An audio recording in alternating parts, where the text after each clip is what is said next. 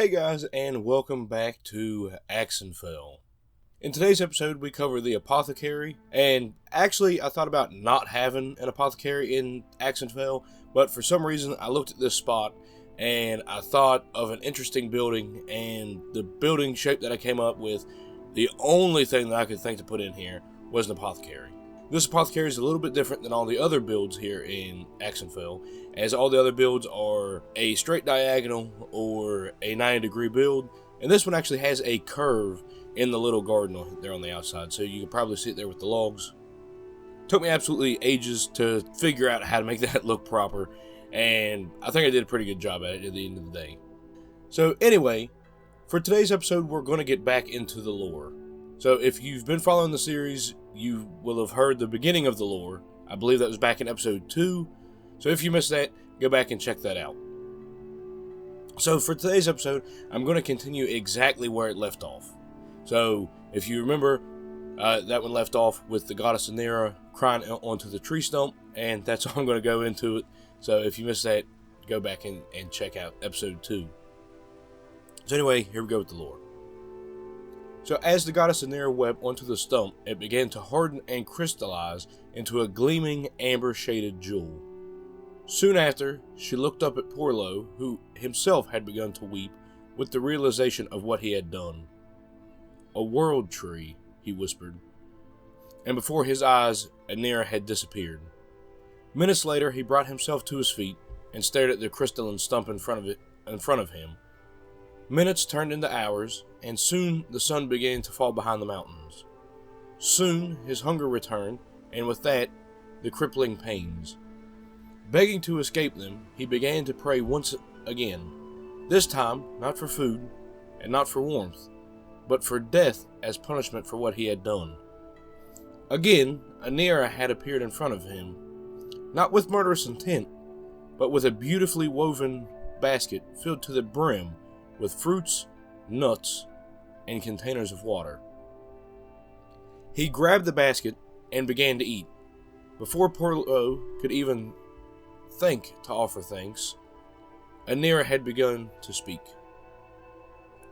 "You take my tree without a bit of remorse, and now I offer food to a starving man, and without any gesture of gratitude, you help yourself.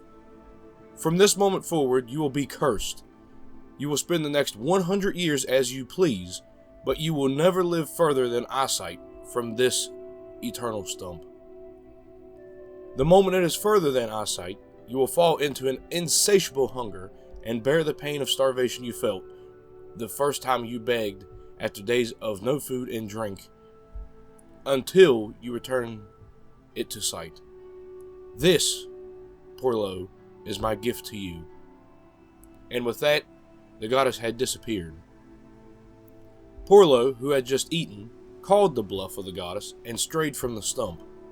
To his surprise, the moment he dropped over the hill from the stump and could no longer see it, he had doubled over and collapsed in pain. Pain that lasted until he crawled to the top of the hill and glanced at the stump. It was then he knew the curse was very real. So alright guys, that's the end of the story of Porlo. So if you like hearing this kind of stuff in the videos, make sure you catch future videos, because I'll go more in depth with other builds as well. So I'm going to go ahead and drop off here, and I'll be back for the first person walkthrough. Alright guys, so we're here for the walkthrough, and before I get to the Apothecary, I don't remember if I had this in last episode or not. If I did, just bear with me. If not, then it's definitely worth going over. So right here in front of this house, I put more junk, basically. So if everybody has been following the channel, you know I like the junk. You know I like crates and stuff just sitting around. So I just filled up this empty space with some crates, and then with this wattle fence like I had over on that side of Aexenfell. And it just really fleshed out this little area, and it looks like something that would be there in like a video game, I guess. Not necessarily like a medieval movie, but definitely a fantasy video game. So yeah. So now, if we move on up here to the Apothecary, I don't think this wall right here was in the time lapse. So I just went ahead and put this retaining wall in here. I wanted to point it out. And then, of course, it's just across from the blacksmith. Now, if you step up here, over here is the garden. Now, this is probably the simplest part of the entire build, even though it's a curve like this, is you literally just fill it with a bunch of herbs and flowers and stuff, because it's an apothecary, you know. So they need all these herbs and stuff. So there's herbs hanging up here from, like, the rafters. There's different flowers and stuff that they use for herbal medicines. Up here's some more, like, herbs and flowers that are hanging. Of course, just some more herbs in here. Same thing, just different herbs and flowers that are hanging up here. Different berries and whatnot here. That's like a lilac, yeah. More herbs and stuff up there hanging. Again, more bushes. That doesn't belong there. More bushes. More berries and whatnot. So before I drop down into there or go inside the house, I wanted to show you guys over here. So what you would do if you would come here to buy your herbal medicines is you come over here and you walk underneath of these stairs, and right here is where you would purchase it. Okay, so the person would be in here standing, and then they would sell the medicines through the window.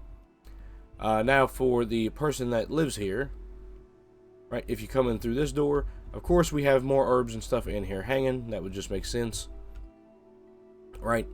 This door you can raise and lower it to open or shut your window.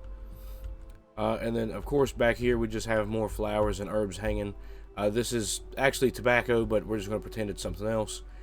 And then the door outside leads up here onto the garden. Actually, I'll just go through this way, and we'll already close the door. Okay, so that is the entire first floor here of the apothecary. Now, if you come up these stairs, you come up to the living quarters, right? Once you come up here, there's just wardrobes and stuff here sitting. There's books, there's drawers, there's stuff sitting up here, maybe that they were using to grind stuff. Stools, there's a whole bunch of medicines up here with a ladder so you can reach the top layer. And then you just kind of climb up it, and then you can just imagine that the ladder kind of slides. And then, of course, just more cupboards and stuff, and then their cooking furnace, and then just a basic table. Now, if you go upstairs here, if you go upstairs here, again, we have more herbs and stuff here hanging.